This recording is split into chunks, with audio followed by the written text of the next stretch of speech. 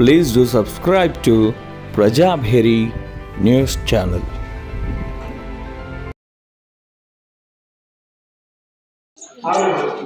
అదేవిధంగా ప్రతి నెల కూడా స్కంద షష్ఠి వస్తుంది. స్కంద షష్ఠి అంటే అమావాస్య తర్వాత వచ్చే 6వ రోజు స్కంద షష్ఠి. ఆ రోజు కూడా కళ్యాణ అభిషేకాలు చేస్తారు.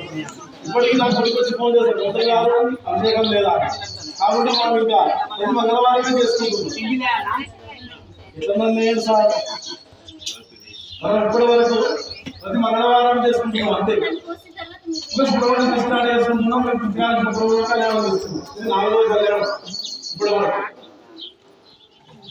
వచ్చే నెల అసలు మీ బాగా ఈరోజు కళ్యాణం, రేపు శిఖర కలశ స్థాపన కార్యక్రమం ఉంది. మన దేవాలయం శిఖర కలశం పెట్టింది. శిఖర కలశం కలశ స్థాపన ఉంది. కొన్ని అనివార్య కారణాల వల్ల అది వాయిదా పడుతూ వస్తుంది.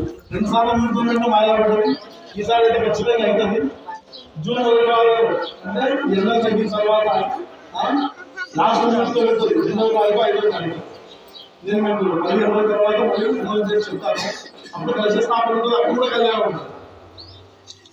కళ్యాణాలు ఇంతమంది కూర్చోవచ్చు, అభిషేకాలు ఎంతో పాల్గొనవచ్చు.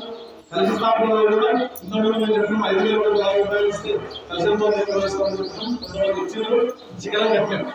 ఇప్పుడు కలశ స్థాపన కూడా మాకు కొన్ని ఆర్థికంగా మనలు తక్కువ ఉంది. ఒక్క నిమిషం మాట్లాడగలరు, తక్కువ ఉన్నాయి. దానివల్ల కొంచెం వెనకాల